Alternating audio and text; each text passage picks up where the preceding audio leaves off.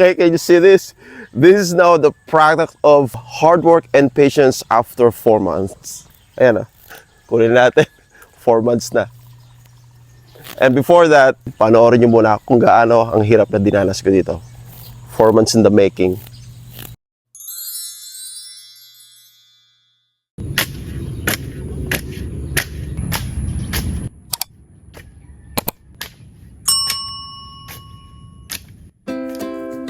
Ang sibuyas na yata ang isa sa pinakamatrabaho, maabala at pinakamagastos na tanim sa Pilipinas. Ito ay hindi basta birong tanim na kung saan pagbubungal pa lamang ng lupa ay kailangan mong pulbusin ang bawat piraso ng lupa. Sa pagtatanim nga ng sibuyas, ikinukonsidera ang uri ng lupa na iyong pagtatamnan. Dapat ay buwaghag o malapulbos ang dating nito at habang ito nga ay binubungkal o hinahanda sa pagtatanim, dapat maging malapulburon ang kalalabasan nito kung sa ganon maganda at malaki ang magiging bunga nito.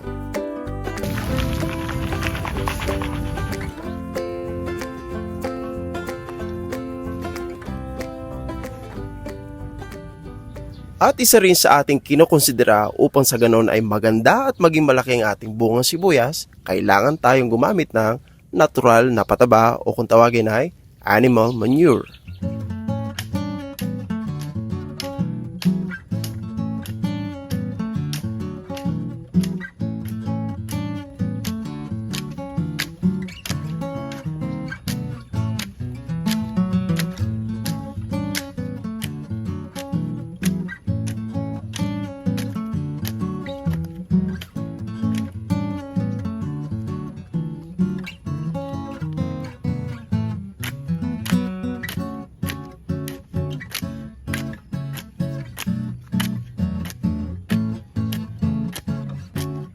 Napakalaga ng mga sangkap natin sa mga lutuin at alam natin na bukod sa bawang, ang sibuyas ang pinakaginagamit natin sa mga lutuin sa bawat araw. Almusalan, tanghalian, hapunan, laging may sibuyas ang ating lutuin. Mapasinigang paya, mapalaga at syempre hindi mawawala sa ating sibuyas na sangkap ang paggigisa. Yan ang number 1. At sa panahon na rin natin ngayon, mapapamura ka na talaga sa mahal o taas ng bilihin. Kaya kung mayroon tayong pagkakataon, halina't magtanim na lang tayo ng sibuyas at maaari pa tayong kumita at mag-stock kung umani tayo ng marami. Nakakahingal din isa na yun ha. Ayan, pinong-pino na. Patag na patag. Pinong-pino. May natira pa.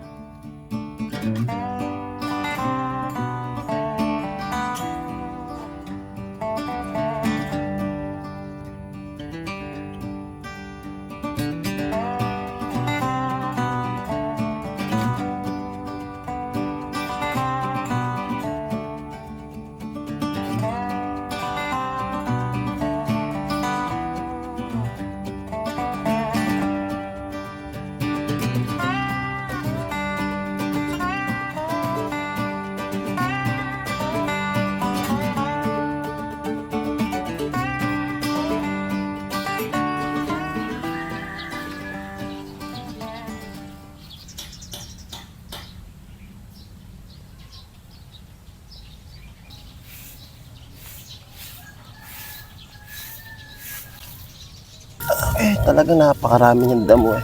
Pag talaga napabayaan natin, siguro mga 1 linggo, 2 linggo, gano'n. Ayan, ganyan siya kataklo. Ganito siya kalaki. Grabe talaga. Yan ang sibuyas. Lagi may kalaban ng damo. So pag nalinis natin ito, makita nyo, yung mga bunga, malalaki na.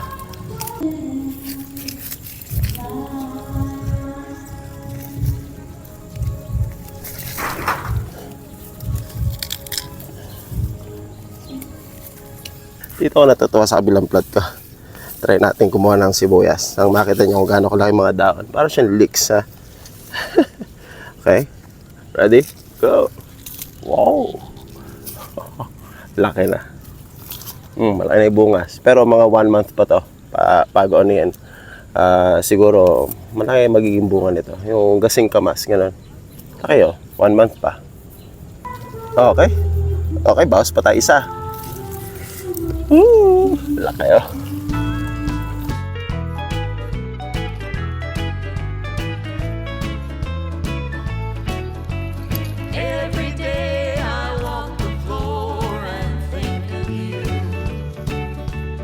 Every night I pray the Lord will see me through. Every time I think I find the love that's true. So ayan na nakita natin. Siguro mga 7 days na lang or up to 10 days. Aanihan natin to. Lalaki. Yun yung kalalaki ba? Parang singka basta maliit. Okay?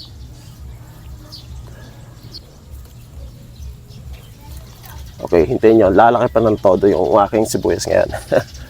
Pataba natin eh.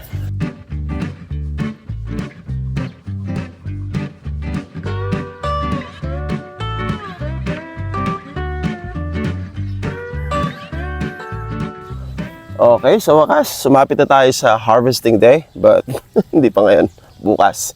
Didiligan pa natin na dahil medyo tuyo yung lupa. Dahil pagka tuyo yung lupa, mahirapan tayong bunutin ng mga to. Kaya didiligan pa natin na isang beses pa para bukas, basa-basa.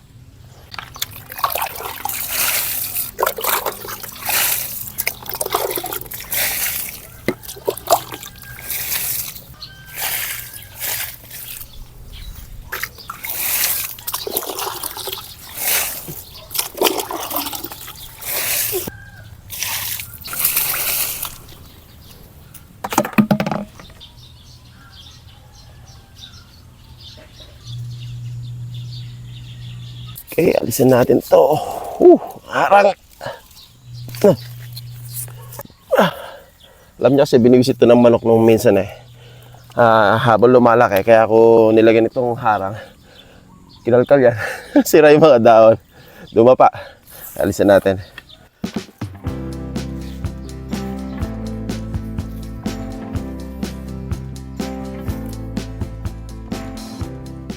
So ano pa hinihintay natin? Ganito ang gagawin natin, nakatuwad hanggang marating tayo sa 3 plot.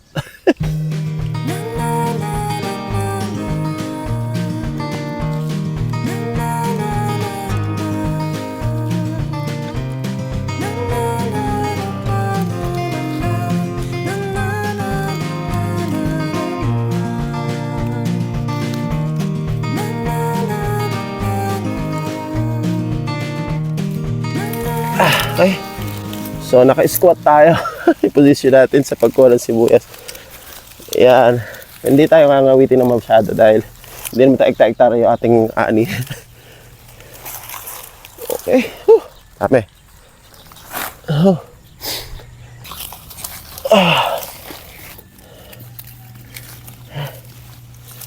Alam niyo, ang kulay talaga ng sibuyas, hindi naman red eh. Actually, purple siya. Purple. Purple daw. Dalawang plat. May isa pang plat doon. Saan pa natin doon? Okay. So, third plat. May isa pang plat doon. Kaya lang eh, doon ako kumukuha ng pang-araw-araw na sibuyas. Alam nyo, kaya tinubigan ko to kahapon para nga madaling anihin yung sibuyas, madaling gutin. Pero may naiiwan pa ilan. Ayan o. May naiiwan. Oh. Malilit yung sibuyas dito. Basta yung lupa eh. Okay. Oh, naiiwan. Pero kukunin natin ito ba? Malas sibuyas. So comment naman kayo kung magkano presyo ng sibuyas sa inyong lugar. Sabi kasi mahal. Malang diesel. 120 na ng sibuyas. Nak ng kamoting buhay ito.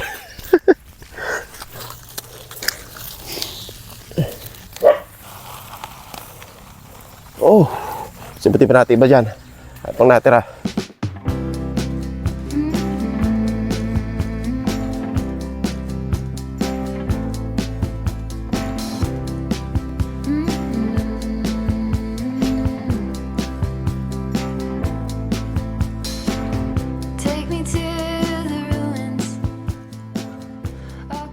Okay.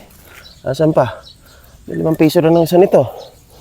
Oo, 5 piso yan. Hindi na siguro. Baka 10 piso na kaya.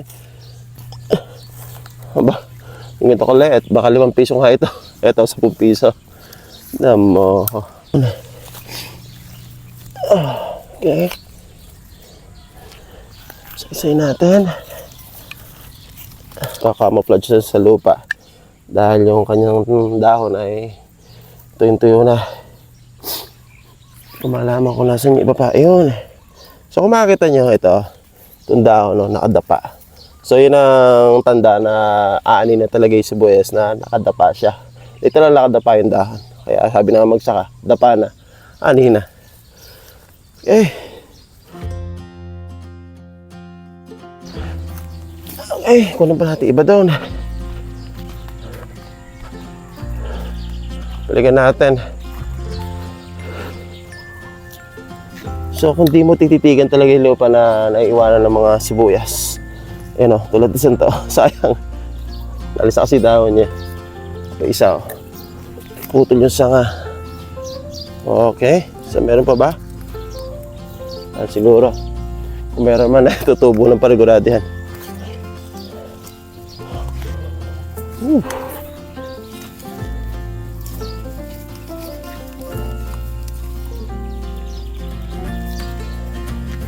Okay, here we go. So ang gagawin naman natin susunod ay alisin natin dahon, gagamit tayo ng kampet at gagawin natin mga taga Nueva Ecija kung paano nila anihin tong sibuyas o paano nila tong linisin hanggang sa ilagay sa burike kung tawagin at titimbangin natin kung ilang kilo lahat ang makukuha natin. Buti nga ito ng 5,000. Tansya ko mga ano to mga 5,000 nga abot. Kasi kung ito ay mga 50 kilos, 50 times 100 na lang kamo, 5,000. So mo naman kukunin 5,000 sa ngayon. Makakuha mo lang yan sa ayuda ng gobyerno. Hirap pang pumila. Maestro ko pa sobrang init. Grabe yung ayuda na yan. So ang ginagawa natin, ginugupitan natin itong sibuyas gamit ang kutsilyo. Ayan. Nakatayo lang siya, nakaipit sa pako at dahan-dahan, baka masugatan tayo. Ayun. Ganun lang. Dalawa muna. Dalawa muna, ang bilis. Okay. So alam niyo ba kung saan inaani ang pinakamaraming sibuyas sa buong Pilipinas? So merong isang lugar sa Nueva Ecija, yung Bungabon, and that is the capital or onion capital of the Philippines.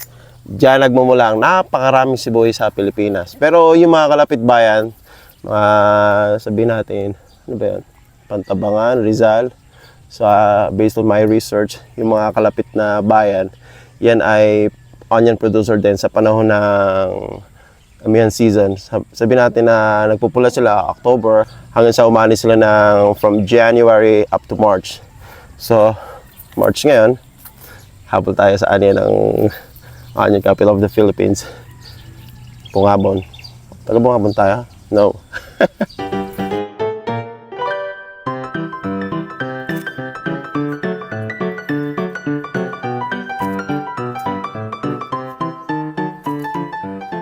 So ganoon din naman yung probinsya ng Pangasinan, kung di ako nagkakamali. Yan na isa sa mga producer ng sibuyas sa ating bansa. At yung Nueva Vizcaya, at siguro marami pang probinsya. Pero the town of Bungabon in Nueva Ecija, that is the onion capital of the Philippines, means it produces a lot of onions there. So let us shift this into English. So how to pronounce this produce? This is called onion. Okay, just a little English. Onion. Ito yung pinakamalaki ko na kong onion. Sa pinakamalaki. Ha? Sila ng kamao ko. Oversized or regular size. Ito yung mga buraot ito agad. Yung mga pinampipigals. Hindi maiiwasan yan. So kung nakikita ninyo, sinort ko na nga siya para nang sa ganun ay malaman natin yung value ng bawat sizes. Ayan, may small, large, or medium, large, and extra large. At ito yung buraot. So ayan, tapos na rin tayo. At tinabot na tayo ng init. Ano tayong pakwan. Sakto, init.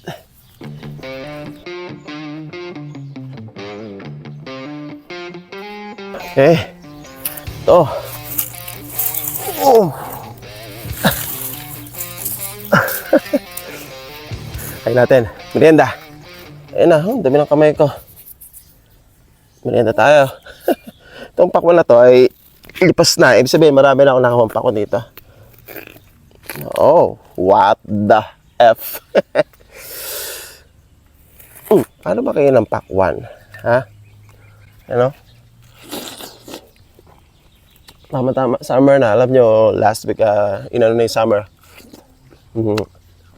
Dineclare ng pag-asa. Sakto-sakto sa watermelon natin. Pero busta siya actually.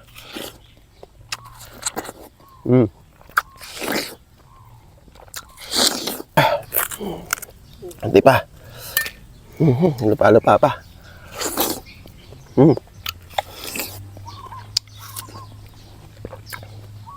Watermelon in Pilipinas, in the Philippines, watermelon. You watch my previous video about how to talk in British and in American accent. Watermelon in English. So kanina, kinuha ko rin itong siboy sa puti sa kabilang garden area natin. Ayan o, puti rin ako. Hindi ko na kinuha kasi medyo, alam nyo no, ginagamit ko pang araw na lutuin. Kaya hindi ko na sinama sa pag-aano natin. Pero ayan, puti. Diba ba? So ngayon ay alamin na natin ang ating kikitain sa ating sibuyasan. For 4 months long, ito na. This is now our profit. Unahin natin itong small. Okay? Small. Okay? So yun na nga, nilagay ko na nga dito sa ating lalagyanan. Sa ganun, direct na yung kanyang container. Diyan na natin i-stack yung sibuyas natin. So kung sa Metro Manila ay 100 pesos ang sibuyas, multiply lang natin yan. Okay, so we will have a standard price 100. Halimbawa, kasi ang diesel nga 120 na. So 2 and 1/4. Okay. So ito na yung medium. Ilang kilo ay medium. Ay nako, ang hirap maging magsasaka ng sibuyas ha. 5 and 1/2. Dami ng medium ah. So ito naman ay yung large, and this is 4 kilo exact, and the extra large tingnan natin dito. So talagang itong extra large na sibuyas nakakatawa, napakalaki niya, kaya extra large to. Tingnan natin dito sa burike. Ito yung ginagamit talaga na lalagyan ng mga sibuyas sa farm. Itong burike kung tawagin ha, yung red bag. Okay. My dog is barking. Oi! Okay. And this is it. 2 and 1/2.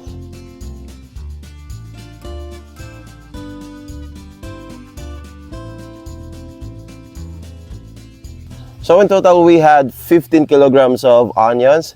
So kung i-multiply natin sa 100, it is equivalent to 1,500.